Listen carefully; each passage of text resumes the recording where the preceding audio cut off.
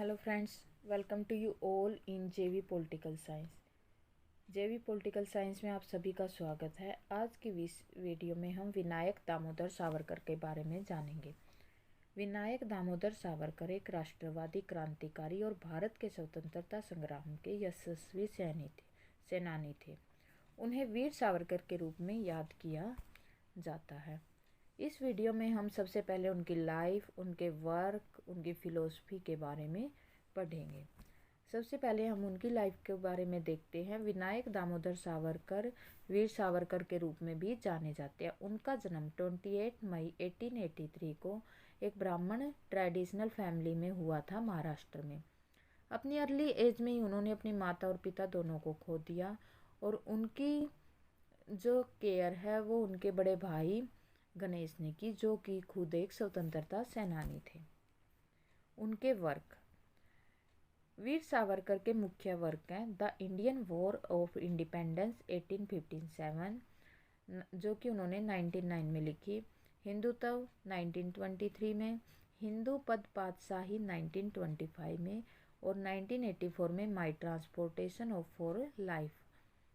The Indian war of independence 1857 एक मुख्य book है जो कि वीर सावरकर ने सबसे पहले जिस बुक में कहा है कि 1857 का रिवोल्ट फर्स्ट इंडिपेंडेंस रिवोल्ट था। हिंदुत्व में उन्होंने हिंदू राष्ट्र की आइडियोलॉजी के बारे में बताया है और हिंदू पद पातशाही में उन्होंने महाराष्ट्र के राजा महाराजाओं के बारे में बताया है। सावरकर की फ़िलोसफी को हम दो भागों में बांट सकते हैं। First, early revolutionary year of his life. Second, his ideology of Hindutva and Hindu राष्ट्र। हिंदू और हिंदू राष्ट्र के ऊपर उनकी जो आइडियोलॉजी है। अर्ली ईयर में सावरकर एक क्रांतिकारी थे। 1902 से 1926 तक उनकी लाइफ स्पैन रिवोल्यूशनरी लाइफ रही है। सावरकर ने 1902 में फर्ग्यूसन कॉलेज पुणे में एडमिशन लिया। फर्ग्यूसन कॉलेज में उन्होंने असहयोग आंदोलन के दौरान ब्रिटिश वस्त्रों की होली जलाई, जिसके कारण उन्हें कॉलेज से स्थगित भी कर दिया, लेकिन उन्हें फिर एग्ज़ाम देने की परमिशन मिल गई थी। फर्ग्यूसन कॉलेज में ही उन्होंने अभिनव भारत की स्थापना की थी। इस ग्रुप में रिवोल्यूशनरी और नेशनलिस्ट स्टूडेंट्स थे। श्यामजी कृष्ण वर्मा ने सावरकर की हेल्प की इंग्लैंड में हायर स्टडीज़ के लिए जाने के लिए। श्यामजी कृष्ण वर्मा ने लंदन में इंडिया हाउस की स्थापना की, जिससे कि वो नेशनलिस्ट फीलिंग्स को स्टूडेंट्स के अंदर प्रमोट कर सके। सावरकर लंदन में इंडिया हाउस में ही रुके और उन्हें बहुत सारे रिवोल्यूशनरीज के कांटेक्ट में आने का मौका मिला। सावरकर ने फ्री इंडिया सोसाइटी की स्थापना लंदन में की ताकि वो ज़्यादा से ज़्यादा स्टूडेंट्स के कांटेक्ट में आ सके। सावरकर मैजिनी के विचारों से प्रभावित थे और रशियन रिवोल्यूशनरीज के विचारों से भी प्रभावित थे। सावरकर भारत को आज़ाद देखना चाहते थे। वो किसी भी तरीके का यूज करना चाहते थे, यहाँ तक कि वो आर्म्ड रिवोल्ट के भी पक्ष में थे। सावरकर पहले वो इंसान है जिन्होंने 1857 के रिवोल्ट को फर्स्ट वॉर ऑफ इंडिपेंडेंस कहा है और अपने ये विचार उन्होंने अपनी famous book history of the war of independence 1909 में दिए। 13 अप्रैल 1910 को सावरकर को कर्जन वायली, जो कि नासिक के कलेक्टर होते थे, उन्हें उनके मर्डर केस में अरेस्ट कर लिया गया। 4 जुलाई 1911 को उन्हें अंडमान सेल्युलर जेल में लाया गया और वहाँ पर उनके साथ बहुत टॉर्चर किया गया। उन्होंने इस जेल में 11 साल गुजारे। उन्होंने बहुत सारी पिटीशन भी दायर की। कुछ लोगों का मानना है कि उन्होंने ब्रिटिश सरकार को दया याचिका लिखी, लेकिन उनका मानना था कि जेल में रहकर मैं कुछ नहीं कर सकता। अगर जेल से बाहर एक बार चला गया तो फिर से स्वतंत्रता संग्राम को चालू रख सकते हैं। तो उन्होंने जेल से रिहा होने के लिए पिटीशन दायर की।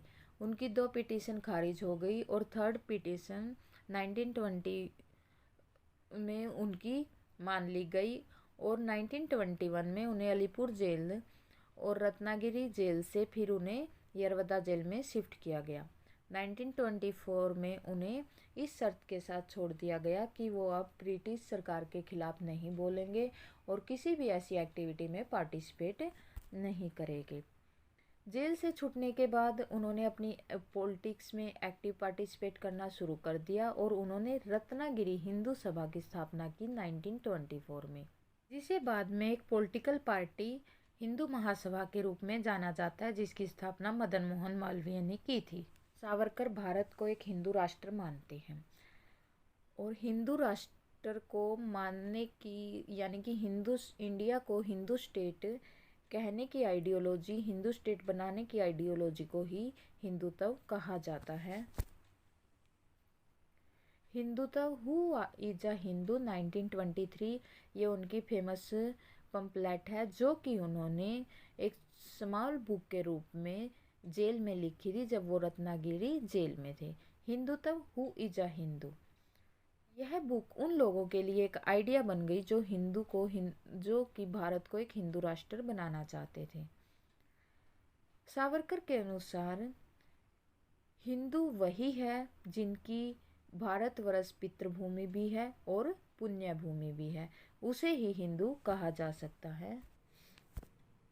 सावरकर हिंदू राष्ट्र के लिए 3 बेसिक फंडामेंटल्स की बात करते हैं। सबसे पहले राष्ट्र, कॉमन टेरिटरी, यानी कि एक हिंदू वही है इसी भूमि पर हुआ है, उसे वो एक हिंदू कहते हैं। दूसरे नंबर पर वो जाति को बोलते हैं। जाति को वो बायोलॉजिकल टर्म से यूज नहीं करते हैं। उनका मानना है कि जिन लोगों के पूर्वज यहीं के थे वे सभी हिंदू हैं। संस्कृति और कल्चर, यहाँ पर संस्कृति हिंदू कल्चर और हिंदू सिविलाइजेशन को रेफर करती है। भारत के राष्ट्रत्व का विचार सावरकर के राजनीतिक दर्शन का केंद्र बिंदु है। उनका विचार था कि भारतीय राष्ट्रवाद की भौगोलिक अभिव्यक्ति उसकी सांस्कृतिक अभिव्यक्ति का प्रतिबिंब है। उन्होंने इसकी पहचान हिंदू राष्ट्रवाद के रूप में की। उनकी दृष्टि में हिंदू वह है जो सिंधु नदी से समुद्र तट तक की भारत भूमि को अपनी पितृभूमि और पुण्य भूमि मानता है। हिंदुत्व का विचार केवल उस धर्म का संकेत नहीं देता जिसे हिंदुओं की विशाल जनसंख्या मानती है, बल्कि यह भारत के राष्ट्रत्व का मूल मंत्र है। यह भारत की विशाल जनसंख्या के मन और अंतरात्मा में बसता है। अतः यह विचार इस देश के भीतर और इसके निकटवर्ती क्षेत्रों में रहने वाले लोगों के विश्वास का आधार है, चाहे वे किसी भी मत के अनुयायी हों। सावरकर के शब्दों में हमारे देश के करोड़ों सिख, जैन, लिंगायत, भिन्न भिन्न समाजियों और अन्य लोगों की 10-10 पीढ़ियों के इतिहास को पलट कर देखें तो पता चलेगा कि उनकी धमनियों में भी हिंदुओं का रक्त बह रहा है। यदि उनसे अचानक यह कह दिया जाए कि वे हिंदू नहीं रहे तो वे अत्यंत रुष्ट हो जाएंगे। हिंदू धर्म की इस विस्तृत अवधारणा के आधार पर वीर सावरकर ने यह मान्यता रखी कि हिंदुओं का बहुमत ही इस राष्ट्र के भावी रूप को निर्धारित करेगा। इस देश के अल्पसंख्यक वर्गों अर्थात ईसाई, मुस्लिम, सिख और जैन इत्यादि को चाहिए कि वे हिंदुत्व के विकास के लिए बहुसंख्यक वर्ग के साथ मिलजुल कर कार्य करें और अपने आप को इस राष्ट्र के सामाजिक, आर्थिक और राजनीतिक जीवन में आत्मसात कर लें।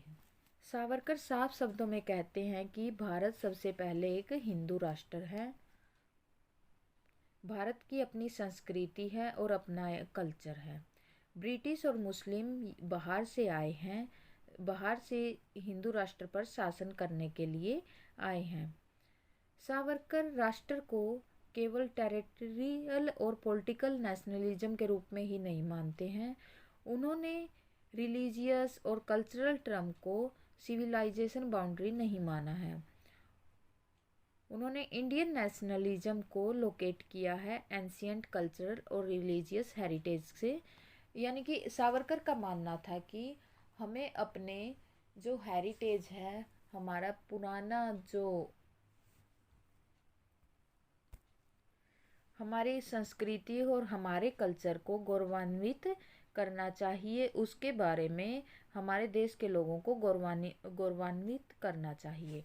जब भी कोई विदेशी सरकार किसी देश पर आक्रमण करती है तो सबसे पहले उनका काम होता है कि वो इस देश में रहने वाले लोगों के आत्मसम्मान को नीचा कर दे और उन्हें हीन भावना महसूस करवाए, ताकि वो अपने आप से रिवोल्ट न कर सके और हीन भावना में जीते रहें। सावरकर इस बात को समझते थे। उन्होंने कहा कि हमारा देश को तभी आज़ादी मिल सकती है जब हमारे देश के नागरिक अपनी आत्मशक्ति को पहचानेंगे और अपने गौरवान्वित इतिहास को जानेंगे। तो उन्होंने इतिहास की व्याख्या गौरवान्वित करने के रूप में की। ये थी वीर सावरकर की बायोग्राफी और उनके हिंदुत्व के रूप में विचार। वीर सावरकर ने स्वतंत्रता सेनानी और क्रांतिकारी के रूप में जो भूमिका निभाई और देश हित के लिए जेल की काल कोठरी में जो लंबा समय बिताया, उसे देखते हुए उनके बलिदान की अनदेखी नहीं की जा सकती। परंतु उनके राजनीतिक विचार सदैव तीव्र विवाद के घेरे में घिरे रहे हैं। वे गांधी जी से कभी सहमत नहीं हुए। उन्हें अहिंसा या सब धर्मों की समानता में विश्वास नहीं था। उनका विचार था कि अहिंसा के सिद्धांत का पालन केवल दिव्य युग या ईश्वरीय राज्य में किया जा सकता है। वर्तमान युग अच्छाई और बुराई के संघर्ष का युग है। इस संघर्ष के दौरान न्याय को बढ़ावा देने के लिए हिंसा का सहारा लेना जरूरी है। उन्होंने हिंदू और मुसलमानों को समान अधिकार देने में तत्परता नहीं दिखाई। 1939 में इन्होंने हिंदू महासभा की अध्यक्षता करते हुए यह कहा था, आइए हम साहसपूर्वक इस अप्रिय सत्य को स्वीकार करें कि भारत में दो राष्ट्र पाए जाते हैं, हिंदू और मुस्लिम। इस विचार में उन मुस्लिम संप्रदायवादियों के विचारों की प्रतिध्वनि सुनाई देती है जिन्होंने इस देश के टुकड़े करने में बढ़ चढ़कर भूमिका निभाई। कुछ भी हो, वीर सावरकर का हिंदुत्ववाद मानववाद और विश्ववाद के विरुद्ध नहीं था। उन्होंने द वर्ल्ड के संपादक जी अल्फार्ड के नाम एक पत्र में लिखा, मैं राष्ट्रवाद और संघवाद के माध्यम से मानवता की प्रगति का इच्छुक हूँ। इसका अर्थ है कि राष्ट्रवाद का अंतिम लक्ष्य मानववाद को साकार करना है, जो संपूर्ण धरती को अपनी मातृभूमि के रूप में देखे।